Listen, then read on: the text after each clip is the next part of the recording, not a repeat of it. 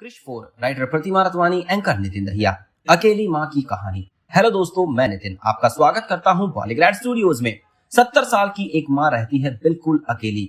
Lyudmila अकेली ही अपनी जिंदगी खुशी खुशी काट रही है। टोलोकोवनिकोवो नाम के एक रशिया के गांव में रहती है और वहां के लोग उन्हें प्यार से ल्यूस्का बुलाते हैं।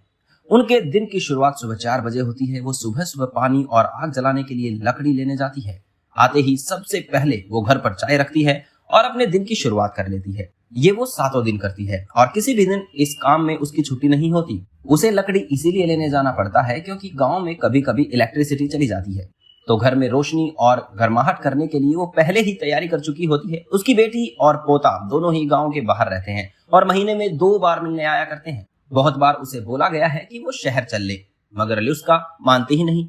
उसे अपने गांव में शांति और सुकून मिलता है। ल्यूस्का पहले काम किया करती थी तो उसकी पेंशन आ जाया करती है, इसीलिए ल्यूस्का का गुजारा हो जाता है। अब ल्यूस्का का गर्मियों में काम होता है तो वो पास ही फ्रूट्स और वेजिटेबल्स निकालने में, कलेक्ट करने में लोगों की मदद करती है। गांव में मेन काम एग्रीकल्चर का ही है, इसीलिए उसका दिन हम सब से भी ज्यादा बिजी रहता है। 70 साल की होने के बावजूद वो फील्ड पर एक्टिव रहती है। इसके बाद सर्दियों में वो अचार बनाती है और पास ही के सभी घरों में वो दे देती है। इतना ही नहीं, सर्दियों में बर्फ में बाहर निकलना मुश्किल होता है तो उन्होंने हाल ही में सिलाई का काम भी शुरू कर दिया है।